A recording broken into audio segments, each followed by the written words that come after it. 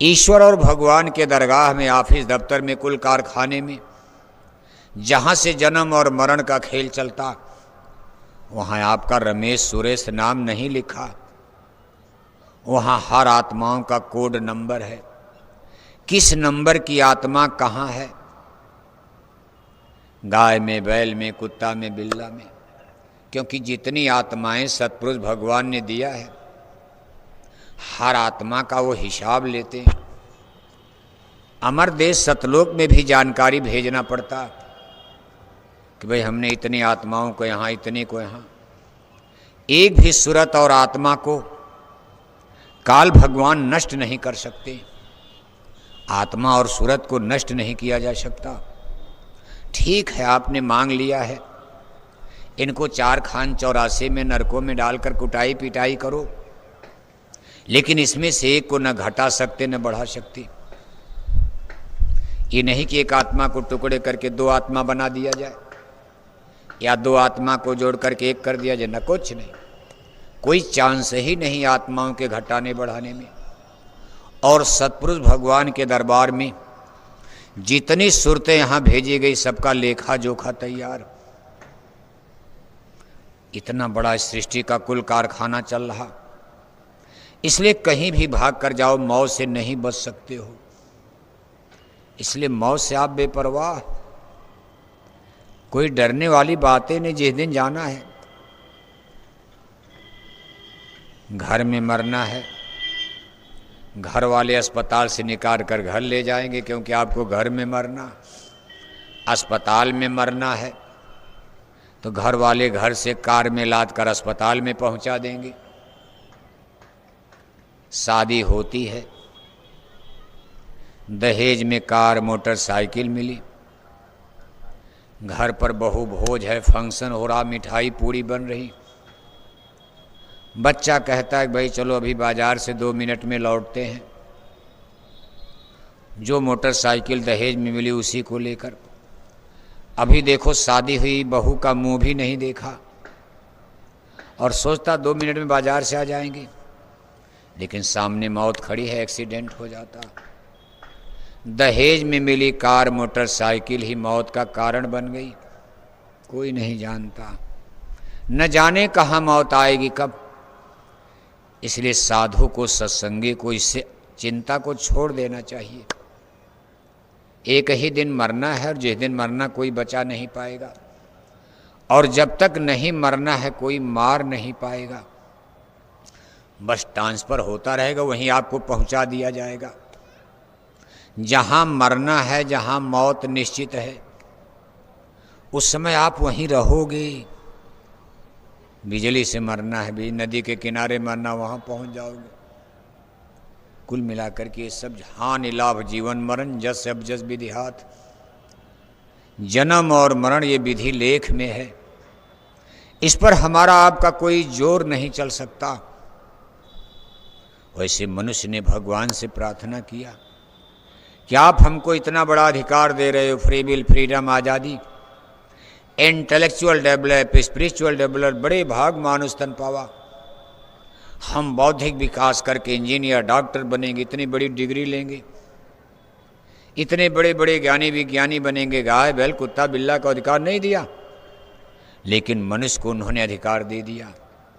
कहा इंजीनियर बन जाना, डॉक्टर बन जाना, तोप बना लेना, परमाणु बम बना लेना, जहाज बना लेना, हेलीकॉप्टर बना लेना।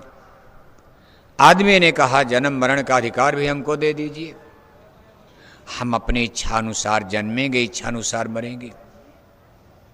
पर भगवान ने कहा ना ना ना ना, इतना बड़ा अधिकार हम नहीं दे सकते। इतने अधिकार में कभी कभी रावण और दुर्योधन पैदा हो जाते हैं। अगर हम मनुष्य को जन्म मरण का अधिकार दे देंगे तो ये संसार में सारे रीति नियम को तोड़ देंगे। हमारे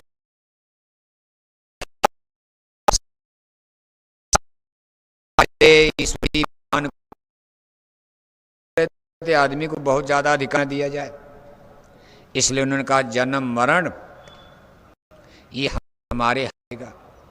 इसी से तो हम रावण को कंट्रोल करेंगे, इसी से दुर्योधन को कंट्रोल करेंगे। इसी से हम अधर्मी पापी अहंकारियों को कंट्रोल करेंगे। इनके गरूर गुमान घमंड को मौत के कानून से ही तोड़ेंगे। अगर इनको हमने पूरा अधिकार दे दिया, एक कंट्रोल में आएंगे। पीलवान हाथी, पीलवान के पास अंकुश होता, हाथी मतवाला है, कंट्रोल करता, और वही अंकुश ना हो तो हाथी किसी कितने की जान ले लेगा। इसलिए मौत का अंकुश, इसी से इंसान मजबूर हो जाता। बाकी आज का इंसान किसी की सुनने वाला।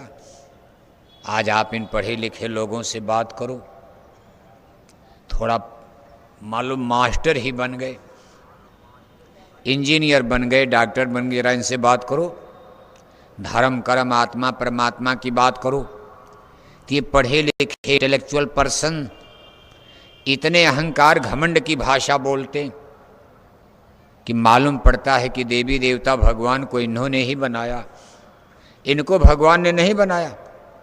मालूम पड़ता है इन पढ़े लिखे लोगों ने ही भगवान को बना के रख दिया। इनसे पूछा जाए सूरज चांद किसने बनाया, तो ये कहेंगे कि हमारे दादा ने बना दिया होगा। अब आप सोचो, इतना घमंड गरूर गुमान। तो ऐसे गरूर गुमान घमंड का इलाज क्या है? उसका एक ही इलाज है, मौत मौत मौत। इन पर मौत का कोड़ा बरसेगा, मौत का कहर गिरेगा, तब इनकी अकल बुद्धि अपने आप ठीक। बाकी ये मानने वाले, रावण पर मौत का कोड़ा गिरा, कौरवों पर मौत का कोड़ा गिरा, बड़े बड़े जालिम बादशाह जो करोड़ों की मौतों का कारण, लाखों को मार डाला, बच्चे मार डाला, बच्चियां मार डाला राजपाट के लिए, उनको भी ईश्वर ने मौत के कोड़े से कंट्रोल में कहा तुम भी चलो। उनको भी समय आने पर मरवाया, कटाया, और वो लोग भी छोड़ करके चले गए। तो इस जन्म मरण के देश में मौत, जन्म और मौत, मौत ईश्वर के विधान में कॉन्स्टिट्यूशन ऑफ गॉड, ये ईश्वर का ऐसा कोड़ा है, डंडा है। मौत की बात जब सामने आती है तो बड़े बड़े जालिम बादशाह कांप जाते हैं और सब लोग उसमें हार जाते हैं। कितनो बड़ी मलट्टी हो, कितनो बड़ा ज्ञानी विज्ञानी हो, जिस दिन मौत की शहादत सामने आती है सब लोग सरेंडर हो जाते हैं। एक राजा था, एक रानी, और मर गए राजा, मर गए रानी, हो गई खत्म, सबके किस्से कहानी खत्म हो गए। इसलिए परमार्थी जीव जो नामदानी और सत्संगी संतों महापुरुषों के स्पिरिचुअल आध्यात्मिक ज्ञान विद्या बोध को सुनते हैं, पढ़ते हैं, समझते हैं, वो मौत की बात पर ज़्यादा तवज्जो ही नहीं देते हैं, ज़्यादा घबराते नहीं। जो है मौत तो निश्चित प्रक्रिया, आपको हमको सबको एक दिन चलना है। मौत से डरत रहो दिन रात। ये डरने का मतलब अपना काम जल्दी जल्दी कर लो, आत्मा के कल्याण के लिए जल्दी जल्दी कमाई कर लो, क्योंकि मौत आ रही है। अरे मूढ़ सोचो, ये मौत आ रही है। महापुरुष कहते कुछ तो बुद्धि लगाओ, मौत आए, एक एक दिन मौत आ रही, एक एक दिन आगे आप मौत की तरफ बढ़ रहे हो। उम्र बढ़ नहीं रही, घट रही है।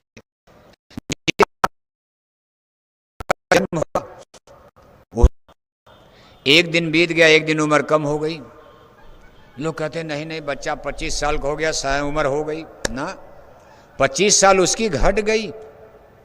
अगर उसको 100 बरस जीना है और आज उसकी उम्र 25 साल हो गई तो 75 बरस ही अब जिंदा रहेगा। 50 साल उम्र हो गई तो अब 50 बरस माइनस कर दो आप। एक एक पल, एक एक दिन हम लोग मौत की तरफ बढ़ रहे हैं।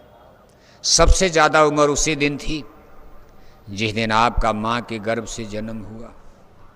इसलिए जन्म मरण का आदेश विचित्र है। हम लोग बड़ी बुरी दशा में, इसीलिए कहा कि पहला बंधन पड़ा देह का, दोसर तिरिया जान, तीसर बंधन पुत्र का जानो, चौथा नातीमान। कैसे माया तरकीब से फंसाती है। एक तो शरीर बंधन डाल दिया, हम लोग फंसे। बचपन बीता हंसते खेलते पढ़ते लिखते, तब तक किसी को पकड़कर शादी हो गई। अब खुशी होती, भाई लोग कहते हैं हम हस्बैंड हो गए। अभी तक तो बच्चा बच्ची थे, टट्टी साहब का ज्ञान नहीं। माँ की गोद में टट्टी करते थे, चारपाई पर टट्टी कर दिया, अब चारपाई बिस्तर पर पेशाब कर दिया। माताएं किचन में रोटी बना रही, बच्चा बच्ची वहीं टट्टी कर देते। लेकिन माताएं डंडा नहीं मारती, जानती बच्चा अबोध अज्ञान अवस्था इसको कहते। जिस दिन जन्म हुआ उस दिन सब लोग अबोध अज्ञान अवस्था शिशु अवस्था में थे, कुछ नहीं, टट्टी पेशाब का भी ज्ञान नहीं। अब 20-25 साल उम्र हो गई तो थोड़ा ज्ञानी, चेतना आ गई, सूरज की धार नीचे उतरी। इसने मन बुद्धि चित्त और इंद्रिय दरवाजों पर अपनी कार्रवाई शुरू कर। आँखों में चेतना आई, देखने लगे, कान में चेतना आई, सुनने लगे, जबान पर आई चेतना, बोलने लगे। जैसे बिजली की तार फैलता है, जहाँ जहाँ बिजली जाएगी मशीन काम करेगी। ब्रेन माइंड दिमाग पर चेतना आ गई। हिंदी अंग्रेजी ज्योग्राफी हिस्ट्री पढ़ने लगे। 20-25 साल उम्र हो गई, पढ़ाई लिखाई बंद, कहा चलो शादी हो जाए। अब वो खुशी मनाई जाएगी, भाई हम हस्बैंड हो गए, पति हो गए, लड्डू खाओ। अब उनको बेड़ी भारी, मूर्ख ने ये भार उठाया। बेड़ी भारी जानना, बेड़ी बढ़ रही है। अब तक तो एक शरीर की चिंता थी, अब 2 शरीर को भोजन का मकान देना पड़ेगा। अब बीबी आ गई तो उसका भी तो रोटी कपड़ा मकान आप ही के जिम्मे होगा। अब बोझा बढ़ रहा है। तब तक 1-2 साल बीता, बेटा पैदा हो गया। कहा भाई हम फादर हो गए, child the father of the man. जो कल बच्चा था अब देखो पति बन गए। 1-2 साल में कहा आई एम फादर, हम फादर हो गए। अरे लड्डू खाओ, हम पिता बन गए। अब 3 लोगों का बोझा उठाओ। अब बच्चे का भी तो बोझा सर पर आ गया। दवाई है, पढ़ाई है। आधी रात को सांस गड़बड़ हो रही, रात भर गुरु महाराज दया को, सुबह सबसे बड़े अस्पताल में लेकर रात भर तो जिंदा रख दो। क्या माला पूजा करोगे, रात भर बेटे की माला होगी। रात में बेटा सर्दी से जुकाम निमोनिया हो गया। रात भर पति पत्नी बैठकर वही माला, जब गुरु महाराज बचाओ, अभी सुबह होने में देर है, सुबह हो जा, हम बेटे को लेकर मथुरा के सबसे बड़े अस्पताल में जाएंगे गुरु महाराज। लेकिन रात भर जिंदगी बचा लो, पानी बरस रहा, कोहरा पड़ रहा, आधी रात को आदमी जाएगा कहाँ। अब बच्चे की जिंदगी के लिए एक चिंता हो गई। आदमी की जिंदगी में पत्नी आ गई, फिर बच्चे आ गए। बराबर मोबाइल की घंटी बजती है तो सांस फूल रहा, कहीं गड़बड़ तो नहीं हो गया, कोई घर पर गड़बड़, बच्चा बच्ची देवी हमारी बीबी। माँ बाप की खैर उतनी चिंता तो नहीं, माँ बाप तो चलो बुढ़े होगा, आदमी कहेगा बहुत होगा, मर जाएंगे, तिरही बरही कर देंगे। लेकिन मोबाइल की घंटी बजती है तो कहीं बीबी का तो गड़बड़ नहीं हो गया, कहीं बच्चे का तो बुरा हाल नहीं हो गया।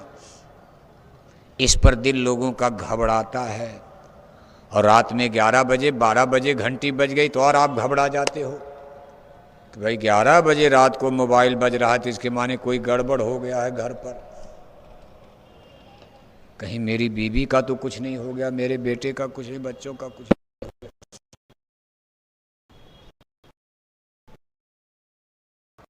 70-80 साल का जीवन है, इसी में भगवान का भजन करना था, अपनी जीवात्मा का स्पिरिचुअल डेवलप, आत्मा को जगाकर नाम डोली शब्द डोली में सवार होकर सतलोक जाना था। लेकिन ये नाती के और आगे देखो, नाती के फिर नाती हो मैं, तब तक नाती के नाती कहने लगे हम ग्रैंड फादर हो गए। अरे लड्डू खाओ, हम दादा हो गए। पिता के बाद अब हम दादा बन गए, हमारे नाती पोता पैदा हो गया। और अगर उम्र 100 बरस, अब 100 बरस तो कम लोग जीते, लेकिन बहुत से लोग हैं 100 बरस, 100 बरस के ऊपर गए तो नाती के फिर नाती हो गए, नाती के भी बेटा पैदा हो गया और खुशी मना रहे हैं बुढ़ापे में। कहा भाई देखो हम परदादा हो गए, लो लड्डू खाओ, पूड़ी खाओ, भंडारा चलेगा, हम परदादा हो गए। ये संसार का मोह। तब तक बुढ़े हो गए। अब बुढ़े को ये नहीं पता कि अब मरने वाले हो आप। यही करने आए थे, नाती पोता करने आए थे, बेटा बेटी यही करने आए थे। आखिर इसमें कोई आपका साथ देगा? एक नए पैसे कोई चांस नजर आ रहे आपकी मदद करेंगे? और इसके आगे फिर क्या बंधन डाल दिया? कहा सुख संपदा या हाट हवेली, आय बिछाया बहुबी जाल। धन दौलत, जमीन, बगीचा, कोठी, हवेली, मकान, कार, मोटर, इतना इतना मशीन, सामान, पदार्थ, ये सब जो के इकट्ठा कर लिया। सुख संपदा हाट हवेली, आय बिछाया बिजाल। क्या क्या विपद बखानू तेरी, तुम माया में रह गलतान। और मरे बिना तुम छोड़त नाही। अब बटोर तो लिया, छूटेगा कैसे? और बिना छूटे अब भजन कहाँ बनेगा? बधे तुम गाढ़े बंधनान, अब इसको छोड़ो तब तो भजन बने। और अभी तो बटोरा जा रहा है, भजन कहाँ बनेगा? अभी इच्छाओं का कोई अंत है? मरने का समय आ गया, माला पूजा भले करते हो, लेकिन इच्छाएं तो खत्म नहीं हो रही हैं। हे गुरु महाराज, एक काम और हो जाए हमारा, एक काम और हो जाए हमारा, एक काम और हो जाए हमारा, तब तक तो राम नाम सत्य हो जाओगे। ममता तू न गई मेरे मन से, टूटे दांत केस भय उजले। ज्योति गई अखियन से, आंख चली गई, चश्मा लगने लगा, कान चले गए, बहरे हो गए। 32 दांत टूटकर जमीन पर गिर गए, दाढ़ी बाल सफ़ेद हो गए। गठिया पकड़ लिया, बात पकड़ लिया, चारपाई पर गिर पड़े। लेकिन अभी दादा बनकर नाती पोता की ममता में फंसे पड़े हो आप। बुढ़ापे में चारपाई पर बहू ने लाला को गोद में रख दिया। बुढ़ा आदमी हलो लल्ला हलो लल्ला हलो लल्ला कर रहे हो आप।